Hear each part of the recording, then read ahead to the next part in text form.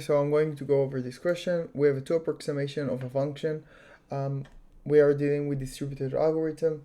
It's an algorithm that computes a value g such that for any graph g, we get a half of f of g and 2 of f of g. So now we want to show a synchronous conjugate algorithm for computing a two approximation of the diameter d of a network g in O of d. Okay, we can assume the existence of a designated R that begins the computation and needs to give the output.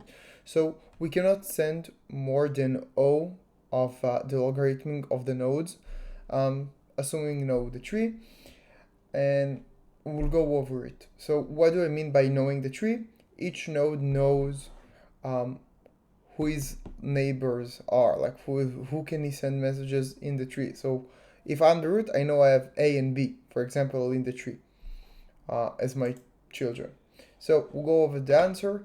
To design the CONGEST algorithm for computing a two approximation of the diameter of the network, we start by analyzing the relationship between the radius and the diameter of the graph. So what we're going to have is a simple explanation on why it is happening. So I will explain to you and maybe even fix this small error that I have here. So what they basically thought as is the relationship between the radius and the diameter.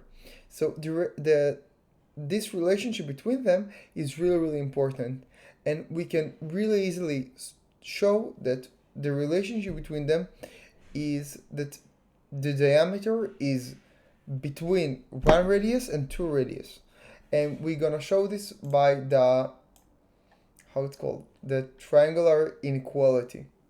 So first, the radius is less than the diameter, which is trivial. Like by definition, it can be just at most. So this is really trivial. But the second inequality, which here is the actual proof, we show that the eccentricity of the distance between one node to the radius and from the radius to the other side. So we assume we have two nodes. Maybe I can even draw here. So I will add. Okay, so I will add this.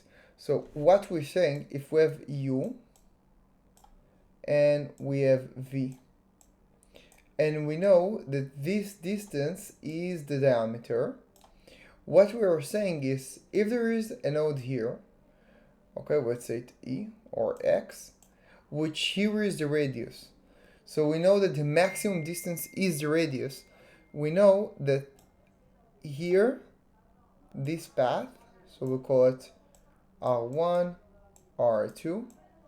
R1 and R2 are at least the radius, and we know that R1 plus R2 are bigger than D. Okay, because we know this is the shortest path, and we know this is not the shortest path. So we know it's at least D if it goes through E, but if not, then it's not the shortest path. Okay, so and then after we prove that, we have this equality, and then what we're going to do is we're going to send using BFS, we're going to send a message to all our nodes to do the same, to give us by the round number what is the distance, and we're going to propagate the maximum distance from the nodes up the tree, and when we're going to finish that, we're going to have the maximum distance which we know which is at least the radius, which is can be the radius, can be the diameter. But now we can really easily provide a two approximation because we know a distance which is at least the radius. So we can just say that. So we'll just go over, let you read the algorithm and all the details, and I hope you like this video.